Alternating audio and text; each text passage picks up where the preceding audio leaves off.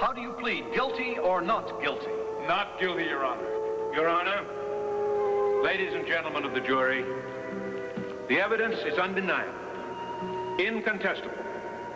This hypodermic syringe found next to the body of Denise Kavanaugh, and the coroner's verdict, death by overdose. Oh, I'm a doctor. I wouldn't do such a thing. Do you deny that the amount of medication found in Denise Kavanaugh's body was sufficient to have caused her death within minutes? Do you deny that you threatened her life unless she gave you a divorce?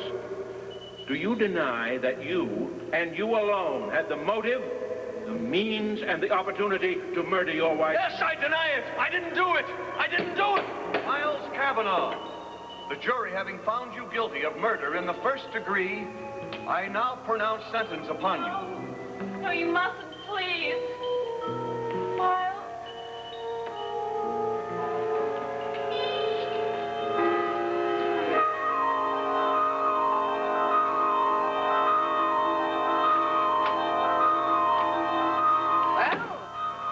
You're awake? Yes, I am. I'm very much awake.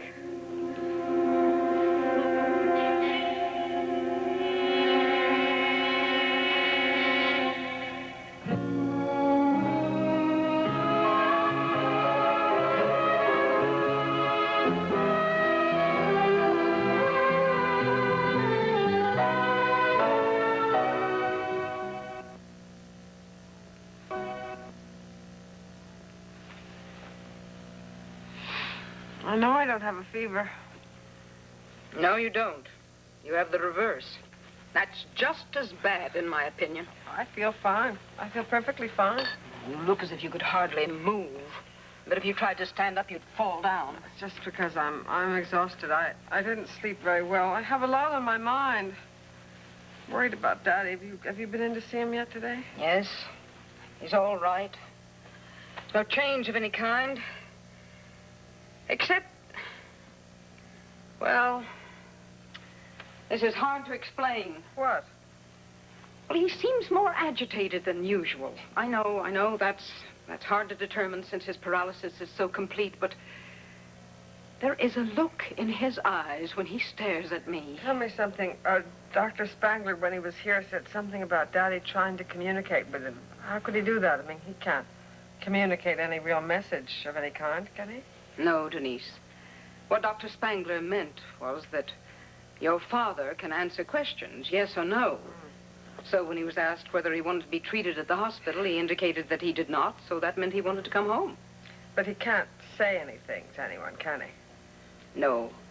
I'm afraid that's not possible. I don't think it would be. Any more than it's possible for him to make a recovery. Now, we are not giving up hope.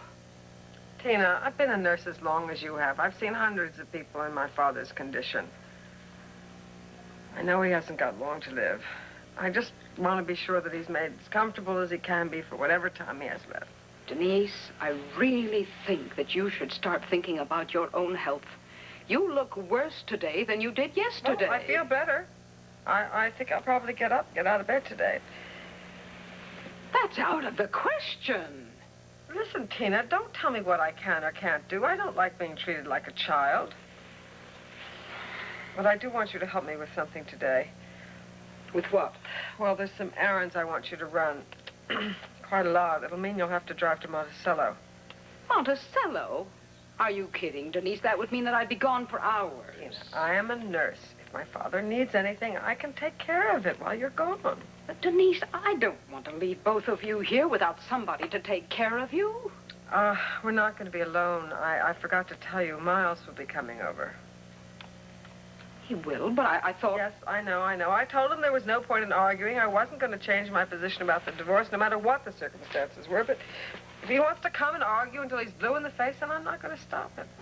I see. So, Miles is a doctor. If I need anything, if Daddy needs anything, he'll be able to handle it quite competently, believe me. Of course. Anyway, so, these are the things I want you to get. It's quite a lot of clothing at Bennett's. They've told me they can't possibly promise a delivery for 2 weeks, and I certainly want to see that stuff and decide what of the fall styles I like before that. You've ordered all these things? Well, I probably won't keep it all. I'll send a lot of it back. Looking at the stuff in the magazines, it's awfully loose and baggy. Not exactly my style. Well, I wouldn't know about that. Denise, I wish you'd let me stay here just until your husband arrives, at least. I don't know when he's coming, Tina. Look, why don't you wait until I call him, and then I know he's on his way, and then you can leave, all right? That'd be better. All right. That would make me feel better. Well, I better get you some breakfast. Don't you think I ought to have some medication first? Well, you know that you'll tolerate the medication better if you have something to eat first. Oh, yes, that's true. All right.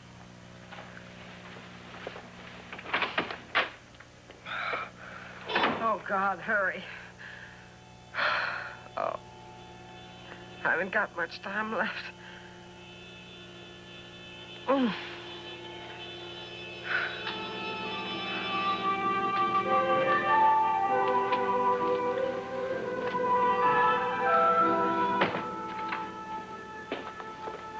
Carol? Hello. Nicole. Hi. I thought I'd just stop by and say hello to Miles' new nurse. I know, isn't this marvelous? I can't believe it's happened. We're all here together again. That's 60 miles from the Claremont. Fortunately. Come on in. You want some coffee? Oh, sure. Thank you. You know, I was so pleased when April told me that Miles was going into practice here, but I was thrilled when I heard he was looking for a nurse. He wouldn't mind my taking the job. Why would he mind? I'm sure he considers himself lucky to have you. He's always spoken very highly of you, you know. Well, I think he is the most incredible doctor. Thank you.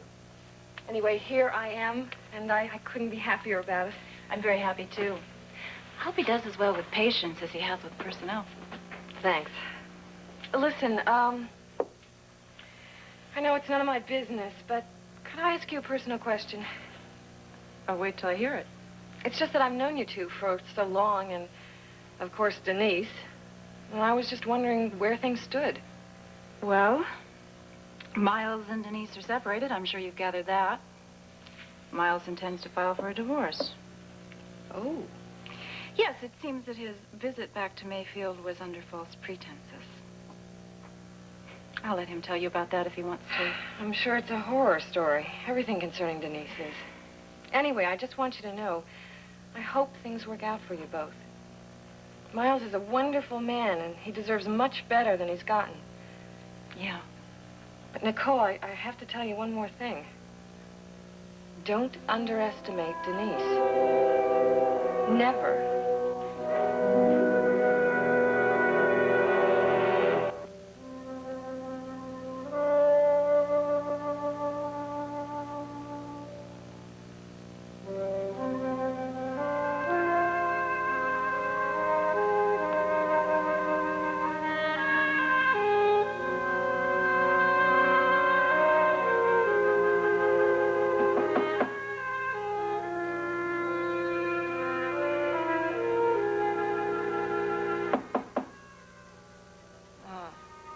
Who is it?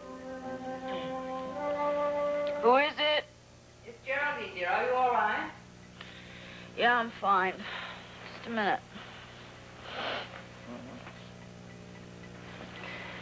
Oh, gosh, it's 10 o'clock. Come on in, Geraldine. I'm sorry to disturb you, dear, but your father's getting a little worried about you. A little worried about myself, too, sleeping this late. I was having such a nice dream, I just didn't want to wake up. No, I think it's more than that. You've been working some late hours lately. I think you're just finding it difficult to adjust to this new work schedule of yours. Well, I have to be on the same schedule as my field training officer. Wherever he goes, I have to go. Ah, yes. That means you're seeing quite a bit of Steve Guthrie these days, doesn't it? Yeah, quite a bit. And would it be safe to say, not only in the line of duty? It would be safe to say. But then, Steve and I saw a lot of each other before. Well, before some things happened. One of the things being your acquaintance with Rainey Cooper? Well, no, I didn't mean that in particular. It's just that Steve and I have had a lot of difficulties, but things are a lot better between us now. I'm going to make a confession. I like that young man. I like him very much. Don't tell my father that. Please, Deborah. You know your father as well as I do, perhaps better. He adores you. It's just that he finds it difficult adjusting to the idea that that you're involved with someone in that profession. Of course, he can't object to Steve being a police officer, too, because that's also your job. That's right. I've taken that advantage away from him, haven't I? I'm sure he'd like Steve very much once he got to know him. The problem is that every time Daddy and Steve get to know each other, it's always concerning some police investigation or other. Deborah, I'm going to say something else. Something about your other friend, Rainey Cooper. What about him? Oh, I'm sure he does a very good job for your father. I know that Anthony seems to rely on him a great deal of late, but I must confess I didn't get a very good impression when I met him. Do you mind my telling you that? No, of course not. I don't mean to interfere in any way, but it's just that, well, I do feel like a mother to you, Deborah, and so I... Geraldine, you don't have to worry about it. Rainey has made it perfectly clear that he's not interested in seeing me anymore, and frankly, I really don't care. In fact, I've been thinking of returning a gift of his. For myself, I'm glad to hear it. And I'm glad that you and Steve are friends again. Oh, yes. We're very good friends.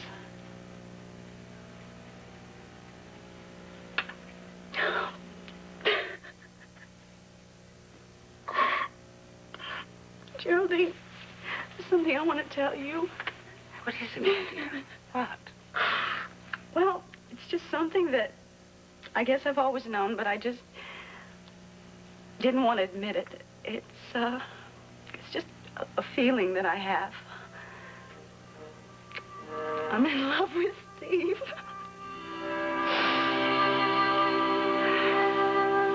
It's in here. These are the complete records of the Monticello Cleaning Company, the uniform company here. All right, so there's a connection to Tony Sachs. A connection, all right. A connection he's not going to be able to deny. Not that he's going to bother to try. He'll just claim it's a business investment. And a very suspicious investment. Is that what you're telling me? Mm-hmm. That the company's #1 customer was the city of Monticello. Right. So he says he has no influence over the contracts, that he doesn't profit from it directly, and even if nobody believes him, all he gets is a slap on the wrist. He could lose his job come next election. That is not good enough. Not if what we believe about him is true. Not if the president of this company was murdered because of his connection with Tony Sachs. Shoved out of a 6-story window by Chip Beamer. Proof. We need proof. We've got to be able to prove that he's not just capable of dipping his hand in the till, but he's willing to use that hand to commit murder. Or have somebody commit it for him. I know, Logan, I know. That is why you have to be in on this. I can't have you pouting around worrying about whether or not it's going to foul up your love life. It will. I know it will. Deborah's not going to be real happy when all this comes down. Look, how could you blame you? It's not your play. It's Bill Marceau's and mine. You think I'll really be able to stay out of it? If you want to, if that's what you want, yeah. Yes, that's what I want. I really would like to. Deborah and I have argued enough about her father. One more time is going to bust us up, Logan. I got to stay out of it. Oh, you know what I think? I think the love bug has taken a really big bite this time. And what would you know about it? You, of all people. You're strictly the love 'em and leave 'em type. I would like to stay with Deborah, a little togetherness, and I don't mean in a squad car. Give me that. Now, what do you... Give me that back. Hey, what is it? No, wait. Look, what that's is personal it? property, copper. Well, Just isn't that cute? Look at that. Where's the rest of them? There isn't any rest of them, that's it. Well, who took this one? I did. There's a cable release on the camera. It's in my right hand. You can't see it surrounded behind. Well, what's the occasion? It's my engagement. You wait a minute, you what?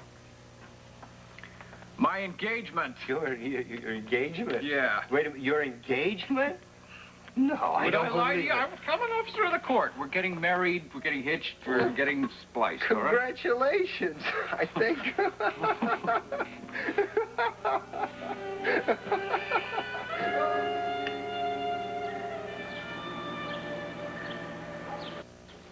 Anthony? Oh, my dear.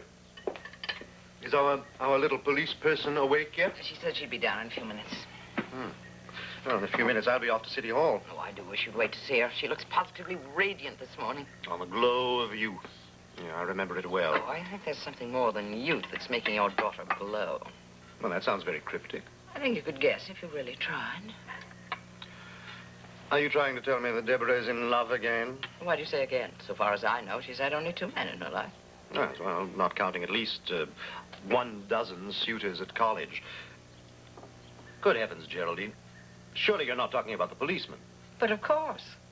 Certainly you can't be blind to the way Deborah feels about Steve Guthrie. And now that they're working so closely together. Yes, that's what I was afraid of. That's exactly what I feared from the first time that she declared her intention to carry that damned badge. How could they avoid being thrown together? And, of course, there is no greater stimulus to love than proximity. But surely there's no cause to fret about it. Or would you prefer that she was interested in the other one? You mean Rainey? Oh, no. That wouldn't do at all. I've already told her that. In fact, I've done something more effective than that. I've already told Rainey that. Then why do you look so unhappy? Why not just accept the fact that it's going to happen sooner or later? Geraldine, are you trying to say that that policeman has proposed? Well, nobody said anything about that. But I did get the impression that she does care for him very much. Well, yes, but the idea of having two policemen in the family... I'll get them. Hello. Morning, Mrs. Saxon. This is Bill Marceau. Why, Chief Marceau, how are you? Geraldine, has your husband left for the day yet? No. He's here. Just a moment, please. Thank you, my dear. Yes, Chief Marceau, what can I do for you? Mrs. Saxon, I wonder if you could manage to drop by my office sometime within the next day or two. I know you have a heavy schedule these days, but there's some questions that we need to ask you. Questions in connection with what? Oh, just some general connections with a police matter. I didn't see the need to issue a formal type of summons, you understand? No. No, I'm afraid I do not. And I haven't got the time to make any social calls. Apparently you don't understand. Mr. Saxon, this is an official interrogation. Now, if you'd rather that I had a paper issued by the court, of course I'll do that. Well, just what police matters does this involve? Surely I'm entitled to know that. Yes? It has to do with the affairs and the death of a man named Morris P. Jackson.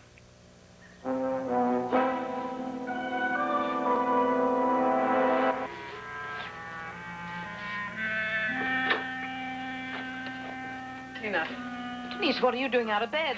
You should let that medication work. It is working. I feel much better. I just wanted to have a word with my father. Do you want me to leave? Well, I think so. Oh, Tina, one other thing. Would you please prepare a syringe for me, just in case I should need something while you're gone? But you said that I didn't have to leave until your husband was on his way. Oh, well, he'll be coming soon. Just get the syringe ready, all right?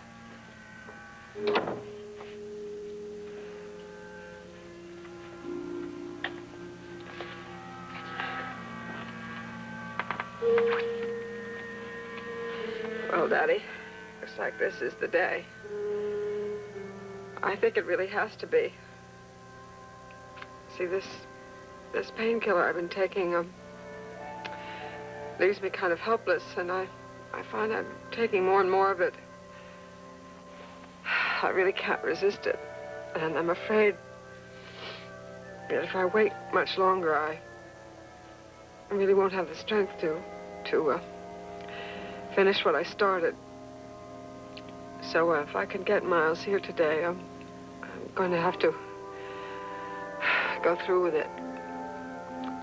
But the thing is, I don't know whether I'll see you again, because if he comes, I'll have to give myself the shot as soon as he leaves. And I don't know whether I'll be able to get out of bed then. So maybe this will be goodbye.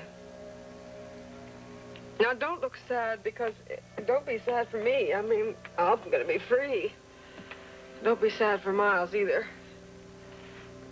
Doesn't deserve it after what he's done to me.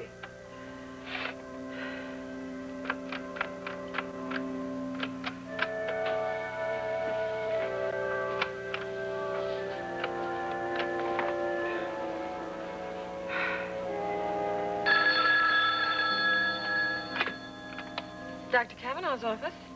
Who is this? This is Dr. Kavanaugh's nurse. May I ask who's calling? I didn't know he'd hired a nurse. What is your name? This is Miss Barkley. Are you a patient? Carol Barkley? My God, Denise? God, what on earth are you doing there? Has Miles gone insane? Has he really hired you? Yes, he has. That's completely incredible. Oh, well, of course. He doesn't know about your little scandal at the Claremont. My father was good enough to keep that secret. Denise, what do you want? Well, I will just have to tell him that little story. We'll see how long you keep your job. Now put me through to him. He isn't here. He's at the hospital. Well, give me the number. I have to speak to him urgently. It's a matter of life and death.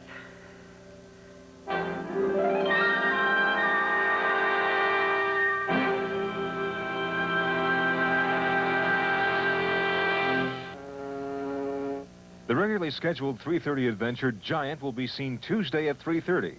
This change is due to tonight's live coverage of Giants baseball at 5. Tune in tomorrow for part 1 of the epic Giant.